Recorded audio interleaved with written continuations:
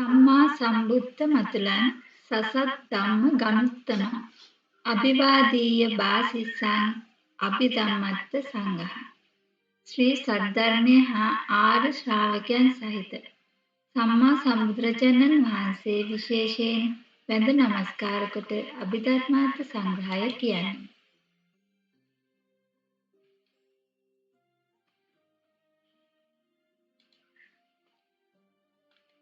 තෙරුවන් සරණයි.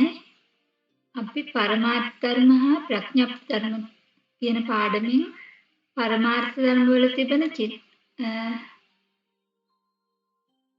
පරමාර්ථ ධර්ම වල චිත්තචෛතසික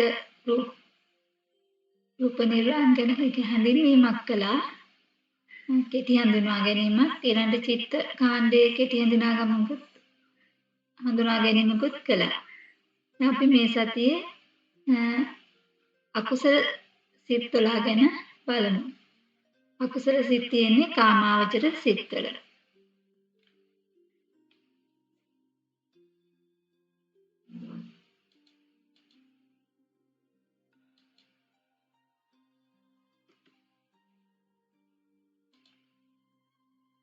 අංගුත්තර නිකායේ තික නිපාතයේ තියෙනවා පිටු 248 ඉඳන් 51 වෙනකන්.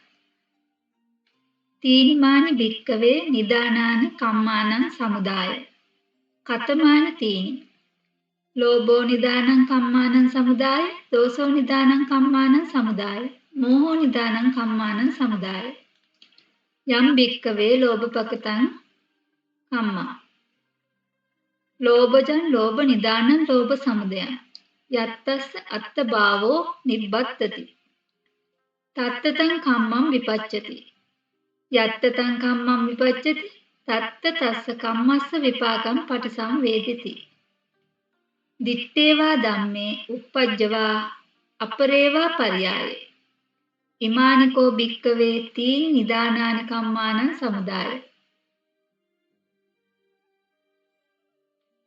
මේ විදිහටම යම් භික්කවේ ලෝභපකතං කම්මං කියන තැනට දෝසපකතං කම්මං මෝහපකතං කම්මං කියලා ඒ ඡේද වෙනස් කරලා බලුවාම ලෝභය, දෝෂය, මෝහය කියන තුනම එතනින් බලා ගන්න පුළුවන්. විස්තර. මහණෙනි, කර්මයන් රැස්වන කරුණු තුනකි. එනම් ලෝභය, ද්වේෂය හා මෝහය යන කරුණු තුන. මහණෙනි, ලෝභය ඒකම ද්වේෂය, මෝහය කියන එකත් ගන්න පුළුවන්.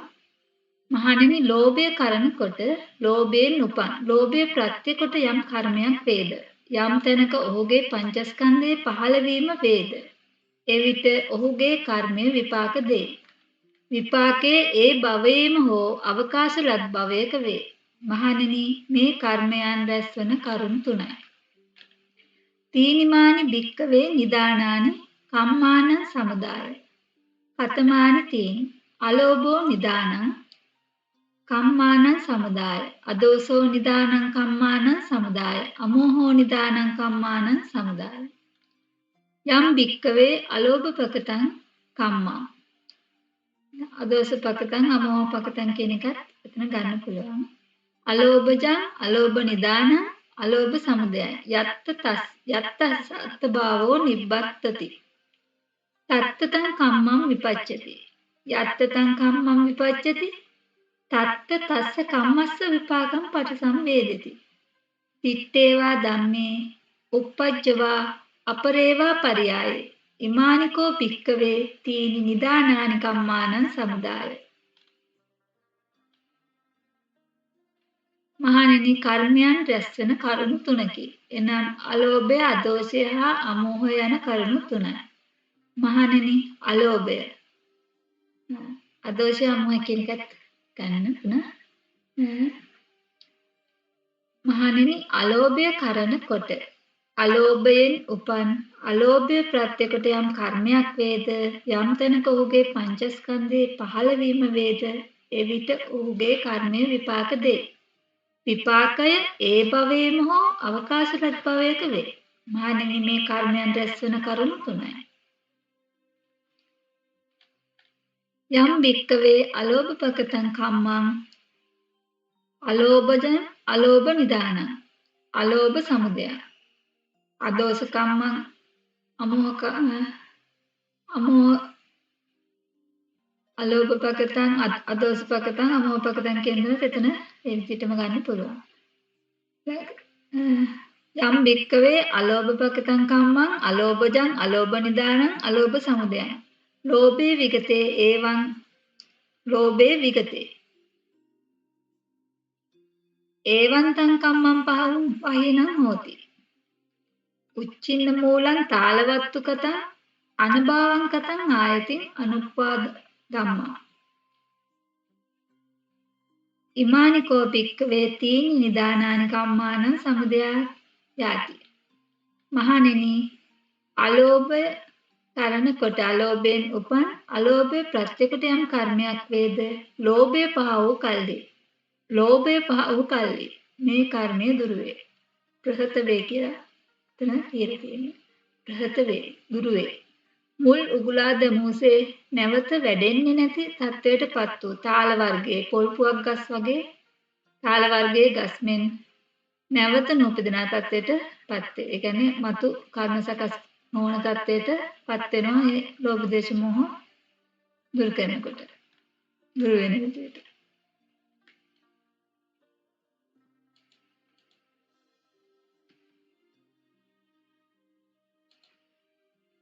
සිත කියන්නේ යම් දෙයක් පිළිබඳ වූ දැනීමක්. ඒ කියන්නේ එනම් අරමුණක්. පරමාර්ථ විදියේ මෙහෙම කියලා තියෙනවා ආරම්මන විජානන ලක්කණං චිත්තං ආරම්මන විජානන ලක්කණං චිත්තං සිතේ ලක්ෂණය තමයි අරමුණ සිතන බව අරමුණු කියන්නේ ඇස කන ආදී ඉන්ද්‍රයන්ට ගොදුරු වන ගෝචර වන අසුවන ඒ කියන්නේ ගෝචර වන රූප ශබ්ද ආදී ධර්ම රූප ශබ්ද ගන්ධ රස පොට්ටබ්බ ආදී ශබ්ද තමයි ඇස කන ආදී ඉන්ද්‍රයන්ට ගොදුරු වෙන්නේ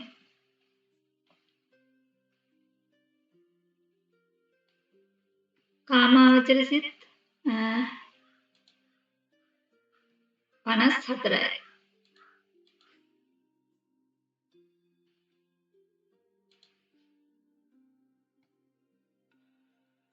අපි ඒ සිත් ටික ගත්තත් කාමාවචර සිත් 54යි සතර අපාය මිනිස් ලෝක දිව්‍ය ලෝක 6 කියන මේ කාම භූමිය 11ට තමයි මේ සිත් කාමාවචර සිත් ටික අයිති වෙන්නේ කාමාවචර කියන්නේ කාම භූමිය වල තමයි මේ සිත් වැඩිපුර උපදින්නේ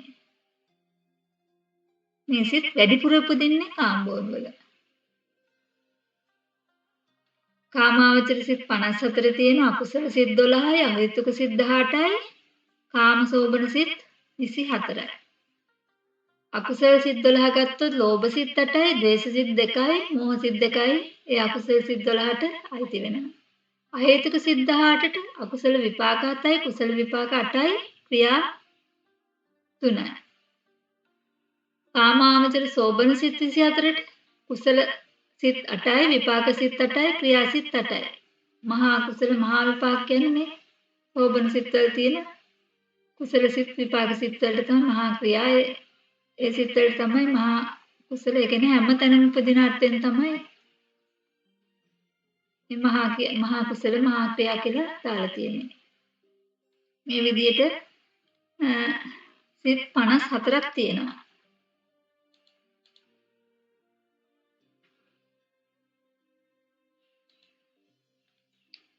අකුසල සිත් 12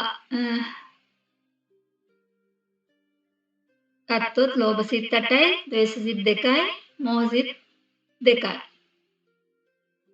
අකුසල සිත් කියන්නේ මොනවද කියලා බලුවොත් අපි භයානක බොහොම භයානක දුක් විපාක උපදවන ස්වභාවයට තමයි අකුසල කියලා කියන්නේ අපි මෙහෙම කියමුකෝ කෙනෙක් ඉන්නවා ඔහු කෙරෙහි ඒ කියන්නේ එයා කෙරෙහි එයාගේ సంతානය කියන අර්ථයෙන් ඔහුට කියන අර්ථයෙන් මේ කියන අකුසල සිතක් උපදිනවා බොහෝසෙයින් මතු අනාගතයේ අයහපත් අනිෂ්ට නපුරු අකමැති විපාක තියෙන ඒ විපාක ඇති කරන සිත තමයි මේ ඉපදුනේ ඒ අනිෂ්ට විපාක දෙන ඒ සිත් තමයි අකුසල සිත් නමින් හඳුන්වන්නේ හේතු සංග්‍රහය හේතු 6ක් කියා දීලා තියෙනවා. ඒ තමයි ලෝභ, දෝෂ, මෝහ, අලෝභ, අදෝෂ, අමෝහ කියන 6. ලෝභ, දෝෂ, මෝහ කියන්නේ අකුසල හේතු 3. අලෝභ, අදෝෂ, අමෝහ කියන්නේ තැනක කුසල හේතු, තැනක අව්‍යාකෘත හේතු විදියට පවතින හේතු. කියන්නේ එක තැනක එක කුසල හේතු වෙනවා, කුසල් සිත් එක්ක ක්‍රියාසිත එක්ක ගත්තාම අව්‍යාකෘත හේතු විදියට කුසල විපාක වලදී අව්‍යාකෘත හේතු විදියට තමයි අලෝභ, දෝෂ, අලෝභ, දෝෂ, මෝහ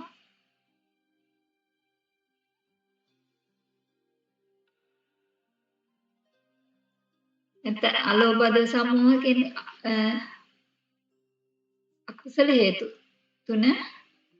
ඊළඟට අව්‍යාකෘත රහතන් වහන්සේගේ සිත්වල අව්‍යාකෘත හේතු විදියට තමයි එතන කියන්නේ. විපාක සිත්වලත් අව්‍යාකෘත හේතු විදියට කියනවා. මේ හේතු හොඳ ශක්තිමත් මුල් පද්ධතියක් තියෙන ගහක මුල් වගේ. ඒ නිසා ලෝභ මූල, දෝෂ මූල, මෝහ මූල විදියට නම් දීලා තියෙනවා. මේ කියන හේතු චෛසික කාණ්ඩයේදී අපට හමු වෙනවා. චෛසික පරමාර්ථ ධර්ම විදියට. චෛසික 54ට අයත් වෙන නිසා තමයි මේ චෛසික ධර්ම කියලා මෙතන කිව්වේ. නමුත් මේ 6 විශේෂයි. මේ හේතු 6 විශේෂයි. මොකද ප්‍රත්‍යකාණ්ඩේ නැවත හේතු විදිහට හඳුන්වලා දීලා තියෙනවා මේ හේතු 6. අපි මෙතෙන්දී හේතු විදියෙන්ම හඳුනගනිමු.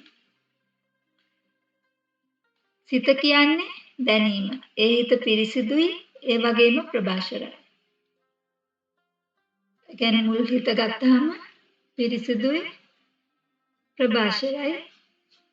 මේ සිතට අකුසල හේතු වන ලෝභ හේතුවක් එකතු වුණොත් ලෝභ මූල සිත කියලා නම් දීලා තියෙනවා. ද්වේෂ හේතුවක් එකතු වුණොත් ද්වේෂ මූල සිත කියලා නම් දීලා තියෙනවා. මෝහ හේතුව එකතු වුණොත් මෝහ මූල සිත කියලා තමයි නම් දීලා තියෙන්නේ. දැන් තේරෙන්නේ නැති සිත කාගෙත් පිරිසිදුයි. උපදමු දියපන්තියක් වගේ ප්‍රභාෂරයි. පිරිසිදුයි උපදමු දියමන්තියක් වගේ ප්‍රභාෂරයි. ලෝභ මූල සිතට දේශ මූල සිත් දෙකයි මෝහ මූල සිත් දෙකයි තමයි මේ අකුසල සිත් 12ට අයිති වෙන්නේ. අපි දැන් මේ මුලින්ම මේ ලෝභ මූල සිතට අරගෙන බලමු. මේ සිතට ලෝභය හා යෙදෙනවා. ඒ නිසා ලෝභ මූල ඒ කියන්නේ ලෝභ හේතු එක්ක එකතු වෙන හින්දා තමයි මේක ලෝභ මූල නමින් හඳුන්වලා තියෙන්නේ. මුලින්ම නම් වශයෙන් අපි බලමු. සෝමනස්ස සහගත දිට්ඨිගත සංපයුක්ත අසංකාරික සිත. සෝමනස්ස ඒ පළවෙනි සිත. දෙවෙනි සිත සෝමනස්ස සහගත දිට්ඨිගත සංපයුක්ත සසංකාරික සිත. තුන්වෙනි සිත සෝමනස්ස සහගත දිට්ඨිගත විප්‍රයුක්ත අසංකාරික සිත. සෝමනස්ස සහගත දිට්ඨිගත විප්‍රයුක්ත සසංකාරික සිත. උපේක්ෂා සහගත දිට්ඨිගත සංපයුක්ත අසංකාරික සිත. උපේක්ෂා සහගත දිට්ඨිගත සංපයුක්ත සසංකාරික සිත. උපේක්ෂා සහගත දිට්ඨිගත විප්‍රයුක්ත අසංකාරික සිත. උපේක්ෂා සහගත දිට්ඨිගත විප්‍රයුක්ත සසංකාරික සිත. මේ වචනවල දැන් අපි අර්ථ අරගෙන බලමු. සතුට සහිත බව, ඉෂ්ට අරමුණේ මිහිරි රසය විඳින බව, කැමැත්ත, ආදරය, ඕනෑකම, ආශාව, ඇලුම් කරන බව තමයි මේ ලෝභය කියන නම් වලින් ලෝභය කියන එකට අර්ථ විදියට දීලා තියෙනවා. ඒ කියන්නේ තණ්හාව කියන එකත් ලෝභයෙන් තමයි. ඒ ලෝභයේ තණ්හාව පැමිණෙන ආකාර 108ක් පෙන්වලා දීලා තියෙනවා. ඒ නම් 108කින් තමයි මේ ලෝභය පැමිණෙන්නේ. ඒ කියන්නේ ඒ විදියට ඒ වෙලාවට එක එක නම් වලින් ඒ ලෝභය හඳුන්වනවා. ඒ කොහොම හැදෙන්නවත් අන්තිමට ඒකම ලෝභයම තමයි. සිත කියන්නේ අරමුණු දන්නා බව. ඇසේ දැනීම, දැකීම කියන නමින් හඳුන්වනවා. කනේ දැනීම, ඇසීම කියන නමින් හඳුන්වනවා. මේ දැකීම, ඇසීම, ඒ කියන්නේ සිතින් නහයෙන් රස, ඒ කියන්නේ දිවෙන් රස දැනීම, නායෙන් ගඳ සුවඳ දැනීම, ඒ වගේ සිතින් දැනීම, අරමුණු දැනීම, ඒ වගේ දැකීම, ඇසීම, දැනීම කියන නම් වලින් හඳුන්වන්නේ මේ සිත හෙවත් චිත්තය කියන එක. සිතට දැනෙන අරමුණ කියන නම සිතට දැනෙන දෙයට ඒ අරමුණ කියලා නම දීලා තියෙනවා. සෑම අරමුණකටම ගුණ තුනක් තියෙනවා. හොඳ ගුණය, නරක ගුණය, හොඳ නරක නොවන මධ්‍යස්ථ ගුණය කියන ගුණ තුන. ඒ ගුණ වලට අරමුණු රසය කියලා කියන්නේ වේදනාව කියලාත් කියනවා අරමුණු රසය කියලාත් කියන ඒ ගුණ වලට. හොඳ නරක මධ්‍යස්ථ කියන ඒ ගුණ වලට අරමුණු රසය කියලාත් කියනවා වේදනාව කියලාත් කියනවා. අරමුණේ හොඳ රසය විඳින බව සෝමනස්ස බව. අරමුණේ මධ්‍යස්ථ රසය උපේක්ෂාව. අරමුණේ නරක රසය දෝමනස්ස බව. සිත අරමුණේ රසය මතු කරමින් තමයි හැම වෙලාවෙම උපදින්නේ. ඒ තුනෙන් එකක් මතු කරලා තමයි උපදින්නේ. අරමුණේ නරක රසය ලෝභ සිතක මතු වෙන්නේ නැහැ. මොකද දෝමනස්ස සිතක අරමුණේ නරක රසය මතු වෙනවා. ලෝභ සිතක මතු වෙන්නේ නැත්තේ. ලෝභ සහිත සිත සෝමනස්ස සිත සහගතයි සිත තියෙනවා. උපේක්ෂා සහගත කියලා දෙකට බෙදලා තියෙනවා. ඒ කියන්නේ දෝමනස්ස සිතක් ලෝභ සිතවල උපදින්නේ නැහැ. සෝමනස්ස සහගත සිත උපේක්ෂා සහගත සිතයි ලෙස තමයි ලෝභ සිත බෙදලා තියෙන්නේ. සෝමනස්ස සහගත සිත අරමුණේ මිහිර රසයේ විඳින සෝමනස් වේදනාවෙන් යුත් සිත තමයි සෝමනස්ස සහගත සිත. අරමුණේ මධ්‍යස්ථ රසයේ විඳින මධ්‍යස්ථ වේදනාවෙන් යුත් සිත උපේක්ෂා සහගත සිත. දිට්ඨිගත සංපයුක්ත සිත කියන එක. පින්පව් කියලා දෙයක් නැහැ, පරලොවක් නැහැ, පින්පව් වල විපාක නැහැ ආදී විදියට වැරදි දැක්මක් ඇති බව. ඒ කියන්නේ වැරදි දෘෂ්ටියක් තියෙනවා. වැරදි දැක්මක් කියන එක තමයි ඒකේ අර්ථය. දිට්ඨිගත සංපයුක්ත සිත. කර්මයේ කර්මඵලය පිළිගන්නේ නැහැ. දිට්ඨිගත විප්පයුක්ත සිත. ඒ කියන්නේ පින්පව් කියලා දෙයක් නැහැ, පරලොවක් නැහැ කියන මේ වගේ දිට්ඨිගත බව නැති සිත තමයි දිට්ඨිගත විප්පයුක්ත. ඒක දිට්ඨිය අයින් කළා ඇති වෙන සිත. ඒ කියන්නේ වැරදි දැක්මක් ඇති නොවු සිත තමයි දිට්ඨිගත විප්පයුක්ත සිත. බොහෝ වෙලාවෙම දිට්ඨිගත සංපයුක්ත සිතේ කර්මඵල විශ්වාස කරන්නේ නැහැ වගේ. ඒ කියන්නේ වැරදි දෘෂ්ටියක් තියෙනවා. දිට්ඨිගත විප්පයුක්ත සිතේ අතුණ කොට හැම වෙලෙම වගේ මාන්නය තමයි තියෙන්නේ. මාන්නය තියෙන්නේ දිට්ඨිගත විප්පයුක්ත සිතක මිසක් දිට්ඨිගත සංපයුක්ත සිතක මාන්නය ඇති වෙන්නේ නැහැ. අසංකාරික සිත යමක් කරන විට ස්වභාවයෙන් මේ කැමැත්ත විදියෙන් ඇති වෙන සිත තමයි අසංකාරිකයි කියන්නේ. ඒ කියන්නේ ඉබේම පහළ වෙන මට මේක කරන්න ඕන කියලා හිතන ඉබේම හිතන සිත තමයි අසංකාරික සිත. සසංකාරික සිත යමක් කිරීමට තවත් කෙනෙකු උත්සාහයක් කරනවා. නැත්නම් තමා විසින්ම තමන්ගේ සිත උත්සාහයට ගන්න ඕන. මේ විදිහට උත්සාහයෙන් හට ගන්න සිත තමයි සසංකාර සිත. අසංකාර සිත කියන්නේ ඉබේම ඇති වෙන සිත. සසංකාර සිත කියන්නේ උත්සාහ කළා හදාගන්න සිත. ඒ අර්ථ එක තමයි මේ ලෝභ මූල සිතට නම් කරලා තියෙන්නේ. දැන් අපි අර්ථ දන්නවා. දැන් බලනවා මේ සිත් ගැන. සෝමනස්ස සහගත දිට්ඨිගත සංපයුක්ත අසංකාරික සිත. සෝමනස්ස සහගත දිට්ඨිගත සංපයුක්ත සසංකාරික සිත. ඒ දෙවෙනි සිත. පළවෙනි සිත සෝමනස්ස සහගත දිට්ඨිගත සංපයුක්ත අසංකාරික සිත. දෙවෙනි සිත සෝමනස්ස සහගත දිට්ඨිගත සංපයුක්ත සසංකාරික සිත. තුන්වෙනි සිත සෝමනස්ස සහගත දිට්ඨිගත විප්පයුක්ත අසංකාරික සිත. හතරවෙනි සිත සෝමනස්ස සහගත දිට්ඨිගත විප්පයුක්ත සසංකාරික සිත. ඉස්සෙල්ලා සිත් දෙක දෝම සෝමනස්ස සහගතයි දිට්ඨිගත සංපයුක්තයි. 3 4 සිත් දෙක සෝමනස්ස සහගතයි දිට්ඨිගත විප්පයුක්තයි. එකක් අසංකාරිකයි එකක් සසංකාරිකයි. උපේක්ෂා සහගත සිත් හතර ගත්තොත් ඒ සෝමනස්ස සහගත කියන එකට දිට්ඨිගත උපේක්ෂා සහගත කියන එක එනවා. අනිත් ටික ඒ විදිහටම තමයි. උපේක්ෂා සහගත දිට්ඨිගත සංපයුක්ත අසංකාරික සිත, උපේක්ෂා සහගත දිට්ඨිගත සංපයුක්ත සසංකාරික සිත, උපේක්ෂා සහගත දිට්ඨිගත විප්පයුක්ත අසංකාරික සිත, උපේක්ෂා සහගත දිට්ඨිගත විප්පයුක්ත සසංකාරික සිත. දැන් අපි බලමු ලෝභ මූල සිතට ලැබෙන ආකාරය. මෙහෙම උදාහරණයක් විදිහට කියන්න. ඒ කියන්නේ මේ පළවෙනි දෙවෙනි සිත් ලැබෙන ආකාරය ගැන තමයි කියන්නේ. මිනිසෙක් මේසයක් මත තියෙන වටිනා මණිකක් දකිනවා. ඉෂ්ට කැමැති වූ අරමුණක් තමයි යාට දැන් ලැබුණේ. සතුටුයි. ඒ නිසා සිත සෝමනස් වුණා. ඔහු ඒ මණික සොරා ගන්නවා. සොරකම් කරනවා. එතකොට අකුසල අරමුණක්. එතකොට එයා සතුන් මරණ, සොරකම් කිරීම කරන ඒ වගේ දේවල් පිනක් පවක් ලැබෙන්නේ නැහැ කියලා විශ්වාස කරන්නේ නැහැ. එහෙම ලැබෙන්නේ නැහැ කියන එක තමයි එයා කියන්නේ. එතකොට එයාට තියෙනවා වැරදි දෘෂ්ටිය. වැරදි දැක්මක් තමයි එතන තියෙන්නේ. එතකොට මේ සිත දිට්ඨිගත සම්පයුක්තයි. කිසිවෙක් මෙයවන්නේ තමන්ටම තමන් ඉබේම ඇති උනේ. ඒ නිසා අසංකාරිකයි. එතකොට සොම්නස් සිත සතුටුයි. එයා කැමති අරමුණකට ලැබුණ නිසා. එතකොට සෝමනස්ස සාගතයි, දිට්ඨිගත සම්පයුක්තයි, අසංකාරිකයි. මේ ලෝභ මූල පළමු සිත. වෙනත් කෙනෙකුගේ මෙහෙයුමක් හෝ තමන් උත්සාහයෙන් සොරකම් කිරීමට සිත ඇති කරගත්තොත් එතන සසංකාරික සිතක් ඇති වෙනවා. ඒ සසංකාරික සිත ඇති වුණු සිත තමයි දෙවන ලෝභ මූල සිත. පළවෙනි සිත අසංකාරිකයි, දෙවෙනි සිත සසංකාරිකයි. දිට්ඨිගත සම්පයුක්තයි, සෝමනස්ස සහගතයි. 3-4 සිද්දක බලමු.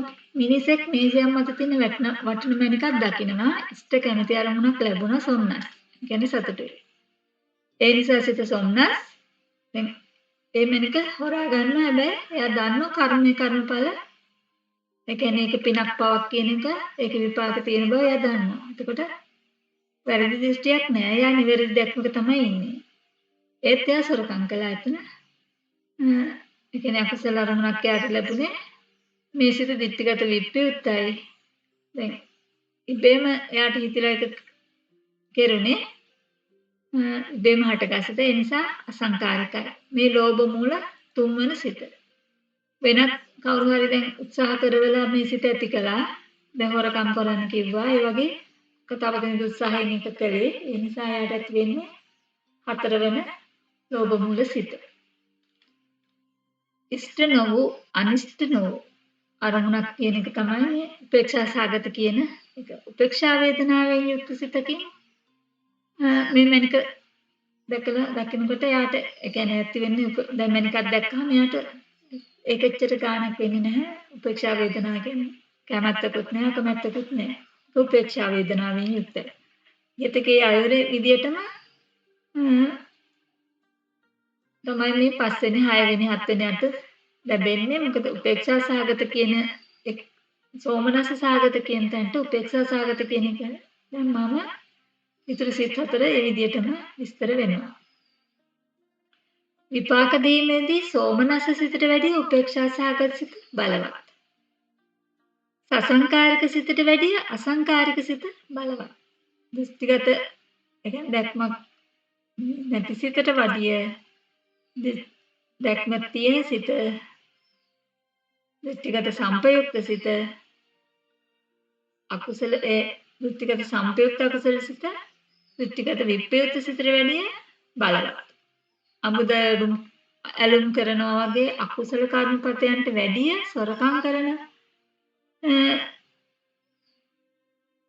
කර්මපත බලවත් වෙනවා. ඒ කියන්නේ ක්‍රියාවන්හි කර්මපත බලවත් වීම සිදු වෙනවා කියන එක තමයි එතන චේතනාව අනුව කර්මපත බලවත් වෙනවා.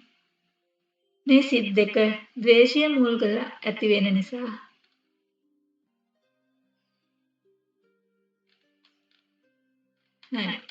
මේ විදිහට තමයි මේ සිත් 8 ඇති වෙන්නේ.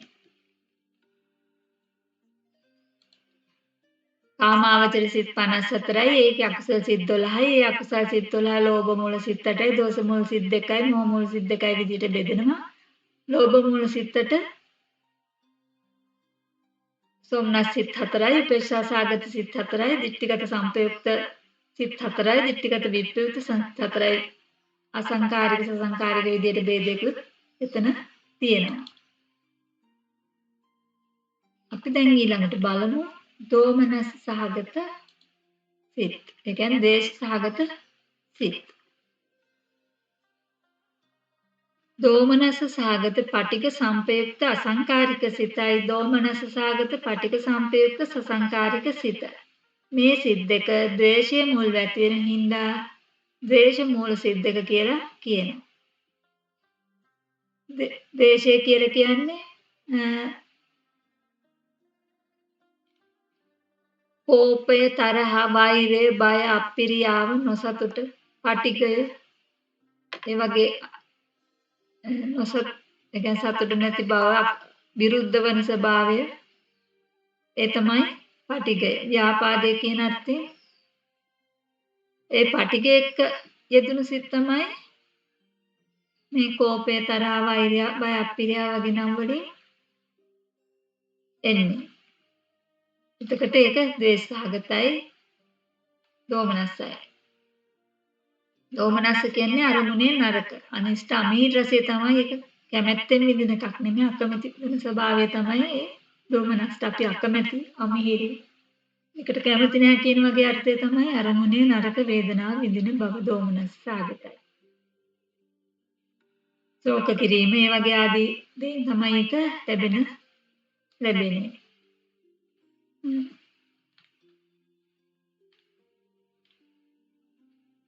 ද්වේෂසහගත සිත් දෙකක් තියෙනවා. එකක් ඉබේම උපදින සිත, අනෙක් සිත කවුරුන් හෝ තමාම හෝ මෙහෙයවීමෙන් උත්සාහවත් කිරීමෙන් ලැබෙන සිත. ද්වේෂසිත හැම වෙලාවෙම දෝමනස්සයි පටිඝ සම්පයුක්තයි. පටිඝයේ තියෙනවා දෝමනස්. තරහ, ඒ කියන්නේ තරහ තියෙනවා. හිත කලකිරෙන දුක්ඛුණු ස්වභාවයක් තමයි එතන තියෙන්නේ. හිත පිරිසිදු සිතක් නෙමෙයි එතන. එතකොට පළවෙනි සිත දෝමනස්ස සාගත පටික සම්පයුක්ත අසංකාරික සිත, ඉබේ ඇති වෙන සිත, දෝමනස්ස සාගත පටික සම්පයුක්ත සසංකාරික සිත, ඒ කියන්නේ තව කෙනෙක් මෙහෙයීමෙන් ලැබෙන සිත, දෙවන සිත. ඒ තමයි දේශ සාගත සිත් දෙක. දේශ සාගත සිත් උපදින අවස්ථා කියන එක ගත්ත ප්‍රාණඝාතය, අදින්නාදානය, මුසාවාදය, පිසුනා වාචය, පරසා වාචය, සම්ප්‍රප්පලාපාදී කියන ඒ කියන්නේ පටිඝාංශය මුල් විදියට එන සිත් තමයි දේශ මූල සිත් කියලා කියන්නේ. ඒ කියන්නේ මේ පටිඝය දුරු වෙන්නේ අනාගාමී මාර්ගයෙන්. අනාගාමී වෙනකම්ම මේ පටිඝය සිත්තර තියෙනවා. ඒ කියන්නේ ඒ වෙනකම්ම තරහ උපදින්න පුළුවන්. බොහෝ විට තමා කළ වරද හෝ තම අඩුපාඩු කියන විට, තමා කියන දේ අනුන් නොකරන විට, අනුන්ගේ අගුණ කියන විට ඒවාට හුම්කම් දෙන විට. ඒ කියන්නේ අගුණ කියන ඒවා ඒ වගේ අනුන් අගුණ කියනකොට ඒවා අහන් ඉන්නකොට මේ සිත් උපදිනවා. එතකොට අපිට සමානලාට ආයා නරකයි තරහයි කියලා ඒ වගේ සිත් උපදින්න පුළුවන්. අනුන් වරද කරනකොට අනුන් වරද කරාවියයි හිතන විට. තමා ආදරෙන් පරිස්සම් කරන දේ අනුන් අල්ලන විට, ඉල්ලන විට, අනුන් තමාට සතුරුකම් කරන විට මේ දේශ මූල සිත් උපදිනවා. ඒ කියන්නේ තමන්ගෙන් බලාපොරොත්තු තමයි මේ දේශයට හේතු වෙන්නේ. ඒ කියන්නේ කැමති දේ නොලැබීමේ දුක තමයි මුලික. බොහෝ වශයෙන් මෙතන පෙන්වන්නේ. එන අපි උත්සාහ කරනවා අපිට ඕන විදිහටම හැමදේම පවත්වා ගන්න. ඒ දුක තමයි මෙතන කැමති දේ නොලැබීමේ දුක කියලා. එන්නේ.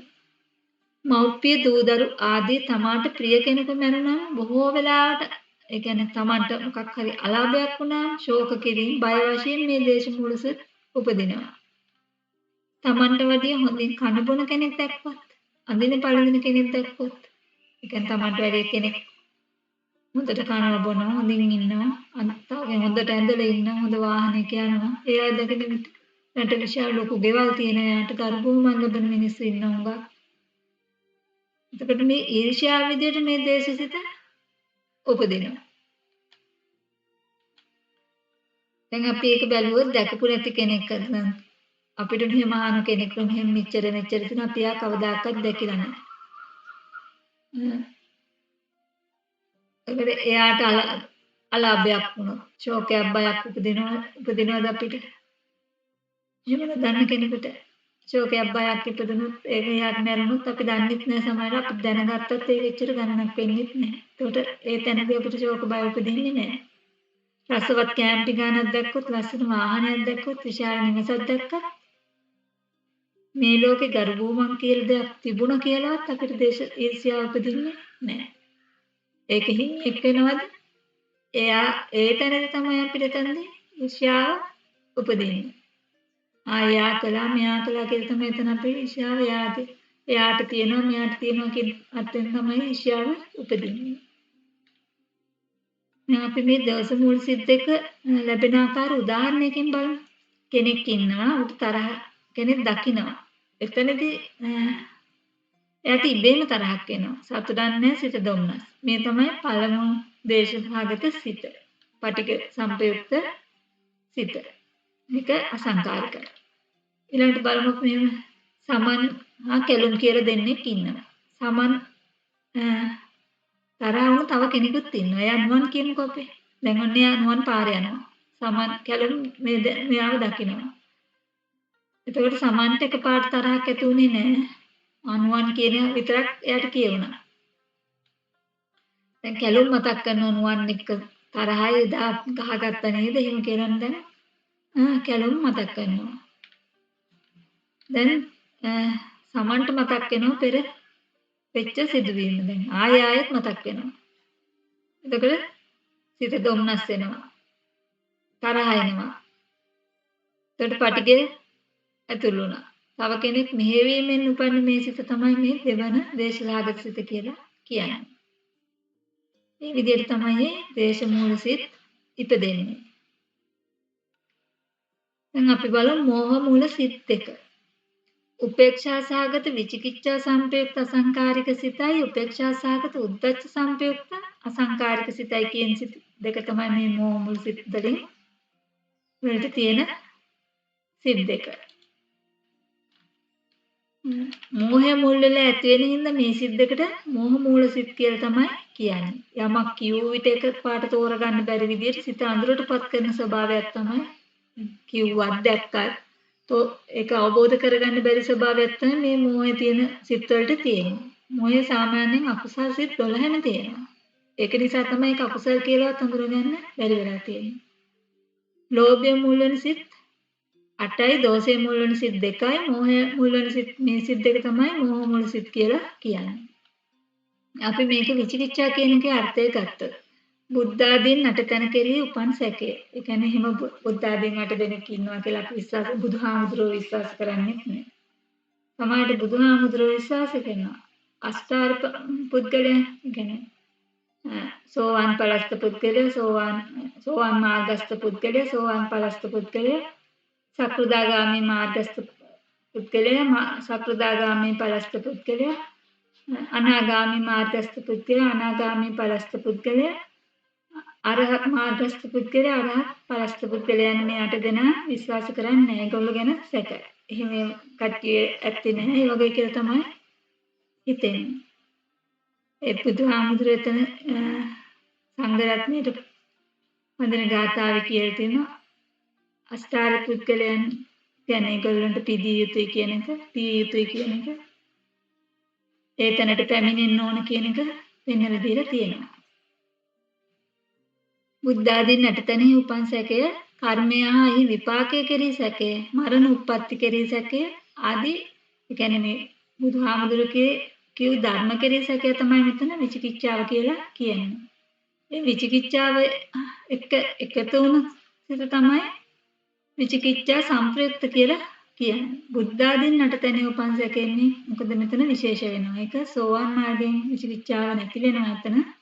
ඒ විචිකිච්ඡාව අපි ශ්‍රද්ධාව උපදින්න ඒ කියන්නේ බින්දෙන්නේ නැතුව ශ්‍රද්ධාවක් උපදින්නේ ඒ තැන අපි විශ්වාස කළොත් විතරයි.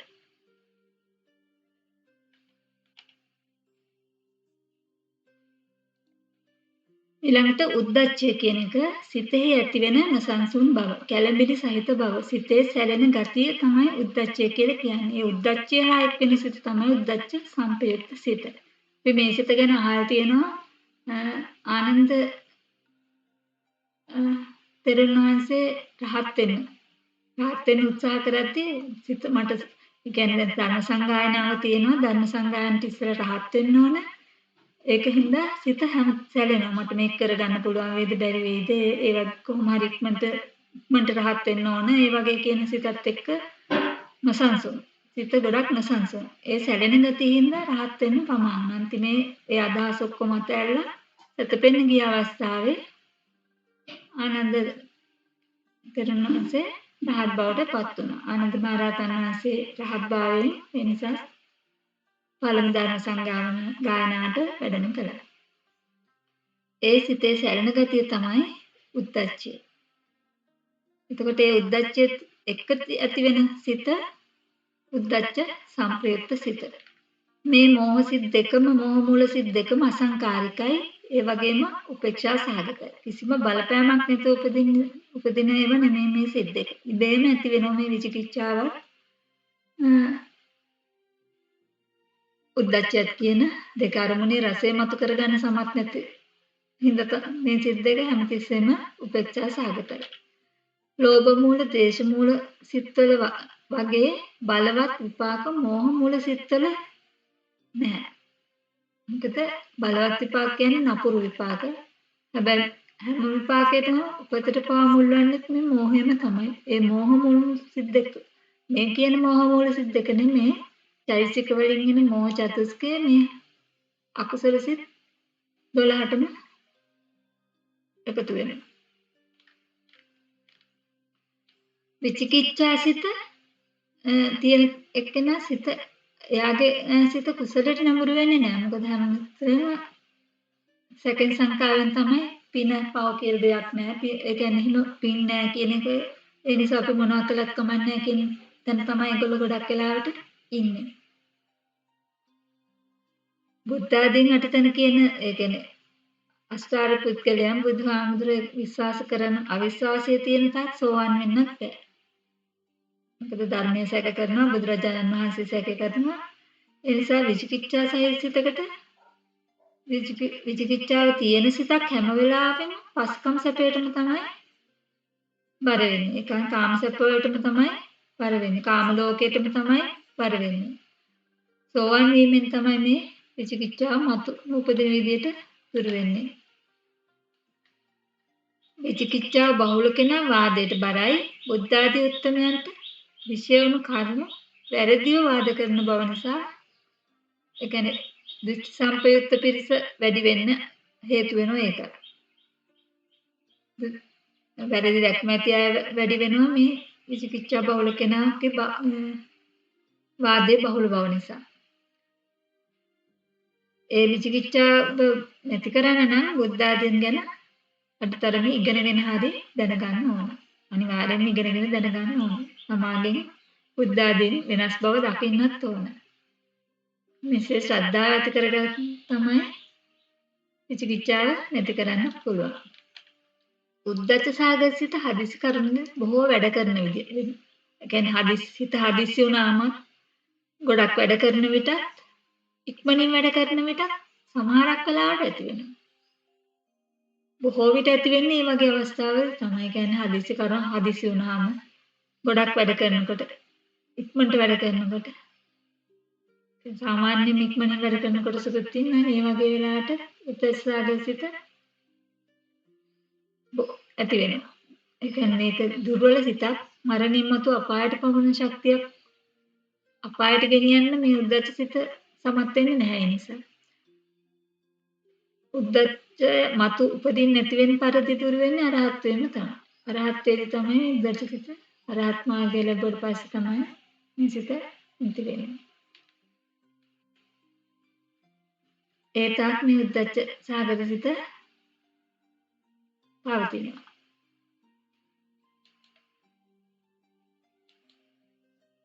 දැන් අපි බලමු මේ අක්ෂර සිත් 12 මේ විදිහට වර්ග කරලා තියෙන ලෝභ මූල සිත් 2යි, දෝෂ මූල සිත් 2යි, මෝහ මූල සිත් 2යි. ලෝභ මූල සිත් 8යි, දෝෂ මූල සිත් 2යි, මෝහ මූල සිත් 8යි, අකුසල සිත් 12යි. මේ අකුසල සිත් 12ෙම සෝමනස් සාගර සිත් 4ක් තියෙනවා, දෝමනස් සාගර සිත් 2ක් තියෙනවා, උපේක්ෂා සාගර සිත් 6ක් තියෙනවා, සම්පයුක්ත සිත් 8ක් තියෙනවා, විප්‍රයුක්ත සිත් 4ක් තියෙනවා, අසංකාරික සිත් 7ක් තියෙනවා, සසංකාරික සිත් 5ක් තියෙනවා. ඉබේ ඇති වෙන සිත් 7ක් තියෙනවා. මේ වීමෙන් නැති වුණ සිත් 5ක් තියෙනවා. මේ අකුසල සිත් 12ටම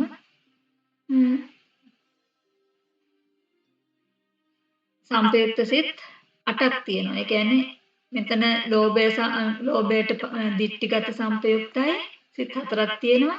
දෝෂයට පටික සම්පයුක්ත සිත් 2ක් තියෙනවා.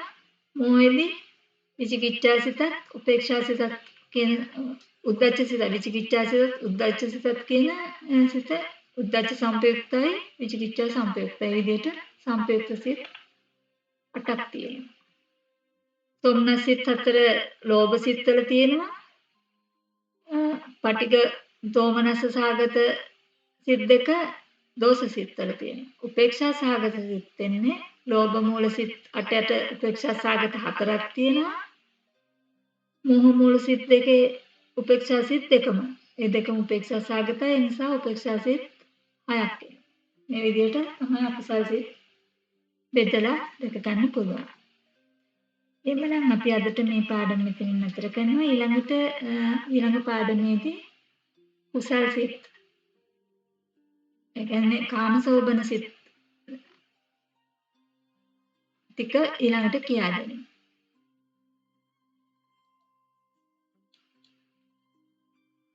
තෙරුවන් සරණයි.